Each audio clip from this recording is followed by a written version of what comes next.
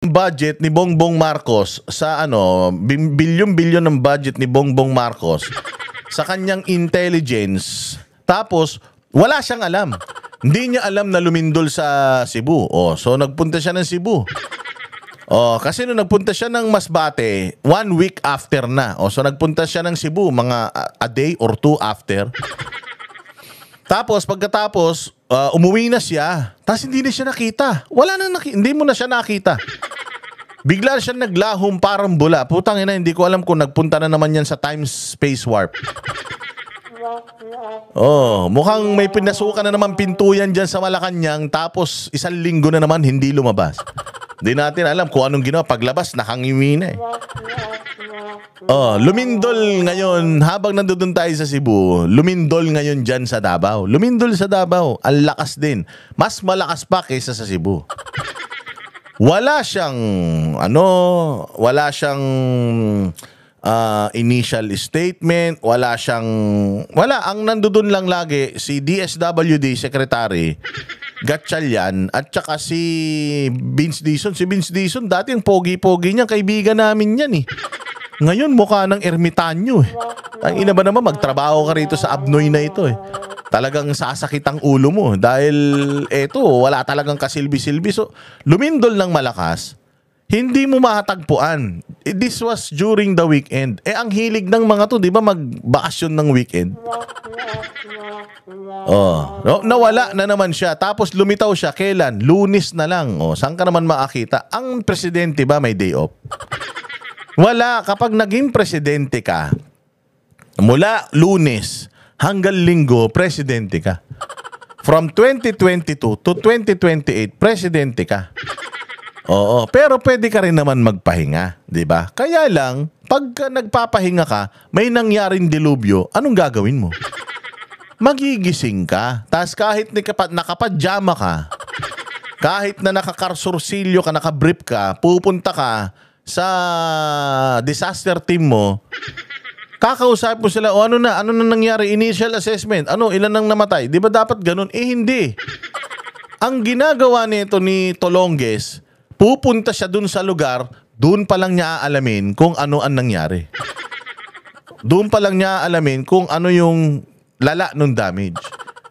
Kay Pangulong Duterte, hindi ganyan. Meron yan silang tawag dito, war room. May war room yan sila. Pag ganyan may nangyari, kay terrorist attack man yan, kay calamity, kay pupunta yan sa war room, nandoon na lahat ng mga tao. Tapos hihingin na ano nangyari? Anong natin? Anong kailangan dito? Anong kailangan dito? Anong kailangan dito? Ano yung pwede nating i-deploy? Ano yung kulang? Walang pera? Tawagan na kagad yung Department of Budget. May yung mga contingency funds natin, mga emergency funds natin. Na kagad. Di ba dapat ganun? Agad-agad yung action. Hindi yung putang ina, buong weekend wala. Pagpunta niya dun, parang nakarecover na yung mga tao eh. Hindi ba? Yan ang putyang walang kakwenta. Kaya sabi ko, tayong mga Pilipino, wala tayong aasahan kundi ang isa't isa. Kasi imagine niyo diyan sa Cebu, kung walang mga private groups, private individuals na nagpunta diyan at naghatid ng mga ayuda, tulong, kawawa yung mga tiga Cebu. Bakit? Kasi yung DSWD, pag nakapagbigay sila ng tent, nakapagbigay sila ng food box, wala na, yun na yun. Yun na yun. Baka hindi ka nila maabutan ulit. Maswerte ka maabutan kang 2-3 beses. Pero malamang sa dami ng naglilindulan ngayon, dami ng mga kalamidad ngayon sa buong Pilipinas, malamang baka nga hindi ka pa mabigyan eh. Ganyan ang sitwasyon sa Cebu. Nagkataon ang Cebu maunlad. Nagkataon ang Cebu maraming nagmamahal sa probinsya ng Cebu. Kaya maraming mga LGUs na tumulong, madaming mga private individuals na nagpunta dyan para tumulong, mga kumpanya na tumulong. Tapos, hindi ba nga, nagpunta pa dyan yung SMNI Foundation, naghatid ng tulong. So, kung wala yun, kawawa ang mga taga Cebu. Kawawa talaga sila. Ultimong mga bahay na tinutulugan nila ngayon, makeshift. Literal na natutulog sila sa putikan. Literal na natutulog sila sa basang higaan. Ganun katindi ang sitwasyon dyan. Nasaan tong Judas na ito? Nakahiga sa kama niya. Putang ina, baka sabog. O baka, baka lasing. O sabi kasi ni Inday Sara, alas 10 ng umaga, lasing na daw yan. O, di ba? So, yun ang sitwasyon. Kaya, kailangan ipagpatuloy natin yung pagbabayanihan. Kilala naman ang lahi natin dyan sa bayanihan. Tayo-tayo magtutulungan. Wala tayong aasahan sa ulul na yan. Sa loob ng 4 na taon niyang panunungkulan, wala nga nagawa yung Judas na yan. Walang infrastruktura, hindi man nag-improve yung disaster response. Pucha yan. Walang bago. Puros nabulok nung pumasok siya. Kung si King Midas, lahat ng hinawakan niya nagiging ginto, ito lahat ng hawakan ito nagiging tae. Ganun kawalang kwenta tong mama na ito. Tingnan ninyo, yung kanyang pagkatapos ng kanyang weekend off, nagpunta na siya sa Davao. Tingnan niyo yung mga pinagagagawa. Pinansyal si Pangulong Bongbong Marcos. Nangako ng tulong pinansyal si Pangulong Bongbong Marcos. Nangako. Ang dami namang hanon. Nangako na naman, putangin na niyan. Nangako na naman ng tulong. O eto, meron pa tayong isang pag-uusapan na malupit. Ngayon, ito, sabi ni Claire Castro. Sabi ni Claire Castro, hindi daw trabaho ng NFA yung magbigay ng bigas. Ang trabaho daw ng NFA, magbenta ng bigas. Labag daw sa batas na ang NFA magbibigay ng bigas. Pukin ang inasabi ko, tanga talaga. Napakatanga talaga nito ni Claire Castro. Ang NFA po, ang mandato niyan ay bumili ng bigas. Tama naman. Bumili ng bigas sa mga magsasaka para para mapaganda yung distribusyon ng mga agricultural products specific yung bigas sa mga pamilihan para mapigilan yung pagtaas at kung sakaling merong shortage ng bigas yung kanilang mga stock yun yung dadalhin nila sa mga sa mga tindahan para hindi sumabog ang presyo ng bigas. So tama yan. Oo, pero pagdating sa kalamidad, Claire Castro, putang ina kang tanga ka. Pagdating sa kalamidad, merong kapangyarihan ang presidente ng Pilipinas na kumuha ng bigas dyan at ipamigay sa taong bayan, gaga ka. Para kasi nga kalamidad unforeseen circumstances, uncontrollable circumstances. Nasa kapangyarihan niya ng presidente na na kumuha at ipamigay sa taong bayan. So, dinidepensahan niya yung pagbibenta ng NFA ng 20 pesos na kilo ng bigas. Putang ina niyan. Ang problema kasi dito, wala kayong mga modo Wala kayong mga puso. Yung mga tao na apektuhan na nga ng lindol, ng delubyo, bibentahan nyo pa. Pwedeng ibigay yung mga bigas na yan. Pwede po, lalong-lalo na sa mga ganitong klase ng Tapos kung papaano nyo i-write off yan, ang tawag dyan, Claire, write off. Ira-write off lang yan. Kung magkano yung halaga nitong bigas na ibibigay natin, magkano yung halaga niyan? Halimbawa, 2 billion yung halaga noong bigas na yan. So, pag nag-inventaryo ka, merong 2 billion na floating yung NFA. Ngayon, ang gagawin ninyo, ira-write off nyo yan. Tapos, ang credit memo ang pang-write off nyo dyan, kung yung binigay, ira-write off natin yung 2 billion dahil ibinigay natin yung 2 billion worth ng bigas sa calamity A, B, C, D, E, F, G. So ganun yun, mawawala na yun sa responsibilidad at liability ng NFA at pagka inaudit sila ng COA, yun lang yung pangbangga nila doon, tatanga-tanga ka. Mali na nga yung ginawa nyo na binibentahan nyo ng bigas yung mga nasalanta ng bagyo at lindol tapos babaliin nyo pa yung perception ng tao.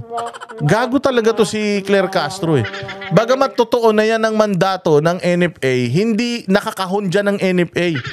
Pwede naman magbenta ang NFA ng murang bigas. Pagkatapos na, pag naka-recover na sila, bakit kung kailan wala nga silang bahay Wala nga silang mga gamit na naisalba, bebentahan mo pa, kung di ka ba naman gago?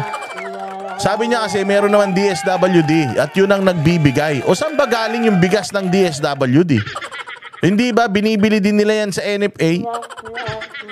At saka meron tayong emergency funds. Oh, yung emergency funds na yun, anong ginagawa natin doon?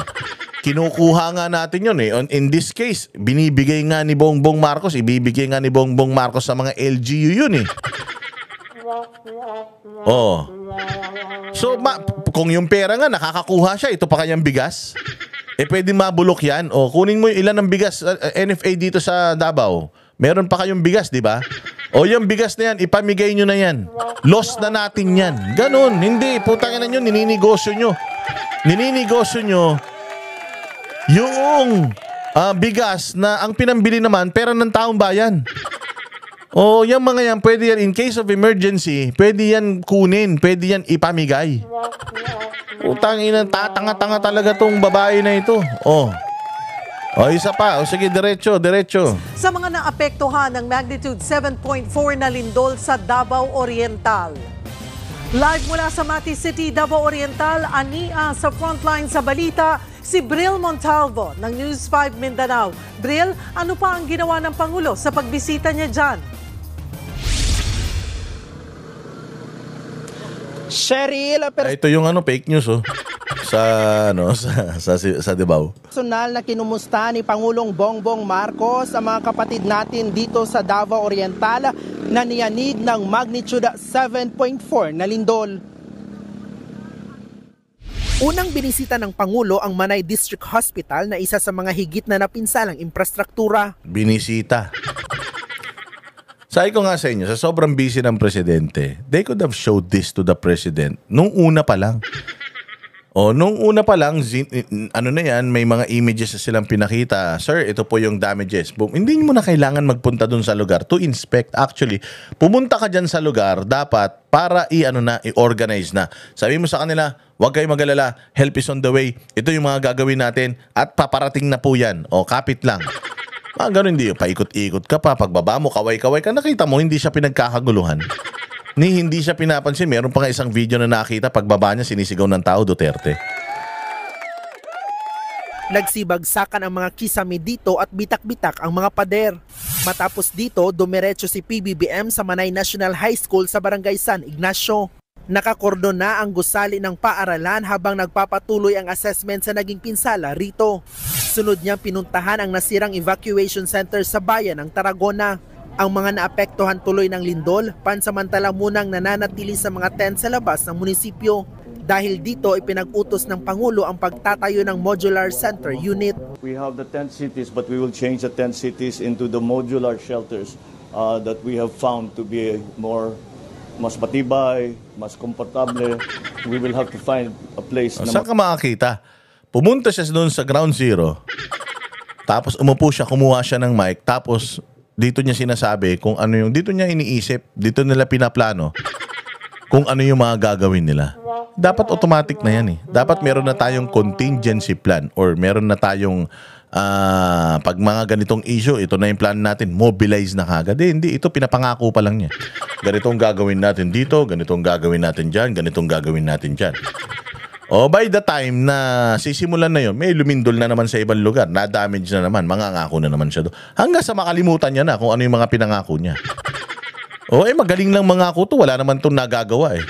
Kita mo, sabi ko nga sa inyo, I've been to Cebu, I've seen what's happening in Cebu. Wala talaga eh. Nakikita mo, people there are just waiting. Waiting for what? Nothing. Namamalimos yung mga tao na ganyan sa daan. Bawat dumadaan na sasakyan, nasa gilid sila ng kalsada, nandoon na din yung tent nila. May mga placard sila. Sabi, we need water. We need food. Ganun. Wala. Marami tong plano sa Cebu. Ano na nangyari? Wala. Dito rin, may mga plano na naman siya. Itong ganito, itong ganyan. Ano mangyayari dyan? Wala. Maganda naman ang kanilang lagay. Sinabi rin ng Pangulo na magbibigay ng tulong pinansyal ang kanyang opisina. Makakatanggap ng 10,000 piso para sa mga residenteng nasiraan ng bahay. Magbibigay rin ang Office of the President ng 50 million pesos sa probinsya ng Davao Oriental. Makakatanggap naman ng 15 million pesos ang mga munisipalidad ng Manay, Banay-Banay at Lupon. 10 milyon sa Mati City, munisipalidad ng Tarragona. Imaginin mo. Gaano lang kalaki yung ibinibigay nila sa mga munisipalidad kapag ka may disaster? 10 million, 15 million, 50 million. Tanungin nyo, gaano kalaki yung ninakaw nila sa mga probinsya na yan? Billions, 10 billion, 50 billion, 100 billion, 1.4 trillion. Diba? Ang tulong, kapuret. Pero ang balik, ang nakaw, pagkalaki-laki. Tapos itong ibibigay na mga to, itong mga ibibigay na 10 million na yan, mga ganyan-ganyan. Hindi mo alam kung darating talaga yan. Baka pati yan, kurakutin pa. Kinuha na nga yan sa pera ng taong bayan. Baka mamaya hindi pa makarating yan dito sa mga probinsya na to. Kaya yung mga mayor-mayor dyan, ha? Sabihin nyo kung nakarating talaga yung pera na yan o hindi. Baka mamaya, pangako lang yan. Ang hilig pa naman mangako niyan ni Tolonges. Hindi naman niya natutupad. Gona, Baganga, Boston at Katiil. 5 milyong piso sa Caraga at San Isidro at 3 milyong piso sa Governor Generoso. Ayon sa Pangulo, magkakaiba ang halaga depende sa pangangailangan ng bawat lugar. Yung iba, kailangan ayusin yung water supply. Yung iba, kailangan buksan yung kalsada. Iba-iba. And that's why, ang thinking namin...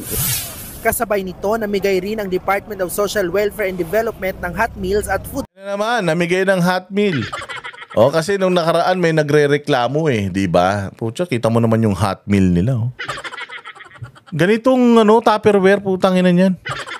Diyos ko, pera ng taong bayan. Nakita niyo yung hot meal ni Pastor Apollo Kibuloy ng SMNI Foundation. 2-piece chicken. 2-piece chicken, isang rice. Hindi lang isa. 4 na 2-piece chicken ang ibinigay sa mga sa mga biktima. Yung binigyan na ng isang sakong bigas. Kaya nga dito mahiya ka Claire Castro. Kasi kung yung mga private individuals nakakapagbigay sila ng libre tas kayo magbibenta, gobyerno kayo, kahit NFA yan, gobyerno pa din yan. Dapat nagsiservisyo kayo sa taong bayan so ang binigay ni Pastor Kibuloy, isang sakong bigas, isang balde na puno ng relief goods, tubig na maiinom, at meron pang hot meals. Hindi ganito pera ng taong bayan ito. Pero tingnan mo yung hot meals nila. Pera ng taong bayan, pero yung hot meals nila, putyang ina, parang pangsanggol. Hindi may tatawid ang gutom mo niyan. Tapos ang masaklap, 'di ba, meron doon sa may Cebu na sinasabi na meron daw DSWD magbibigay ng pagkain. Pero inaantay mo na dumating si Pangulo. Pag alis ni Pangulo, hininto na rin nila yung pagbibigay ng pagkain. 'Di ba nagrereklamo yung mga frontliner, mga doktor na humihingi sila pagkain, hindi sila binigyan dahil wala pa si presidente?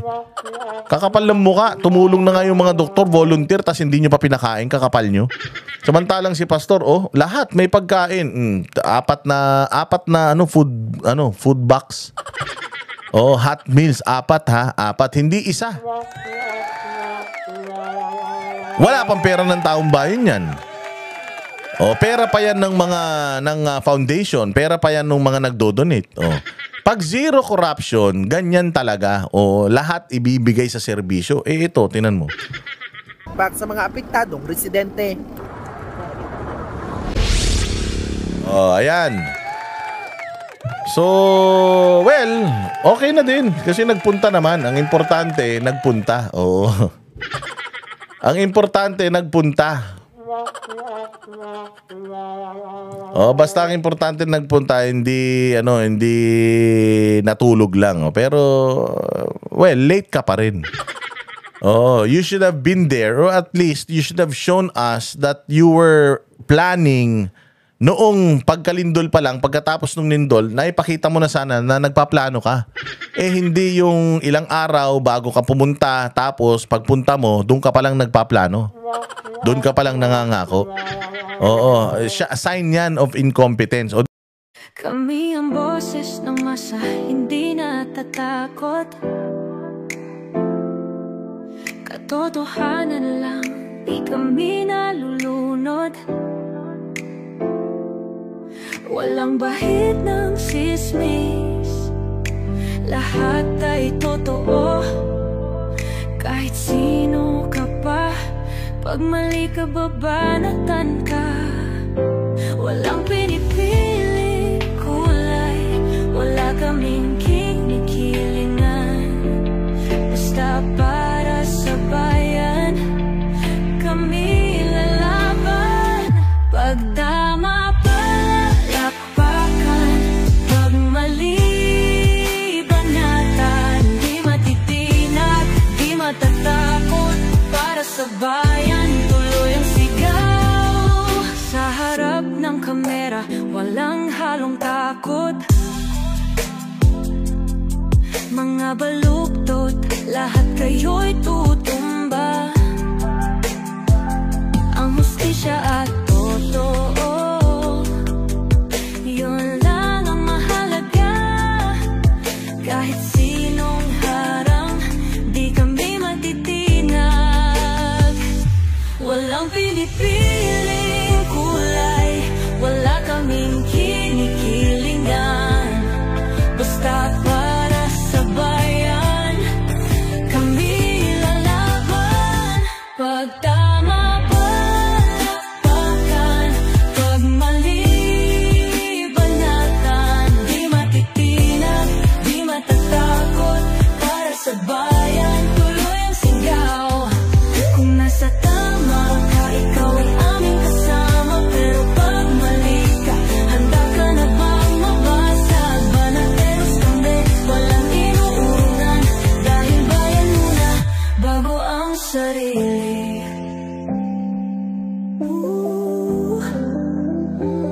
Bago ang sarili.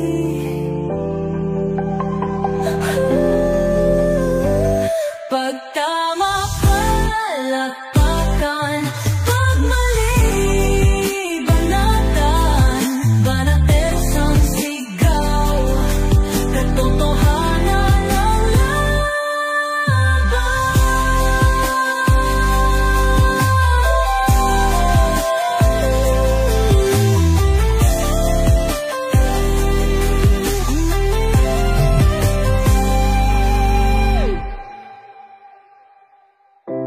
Sa harap ng kamera,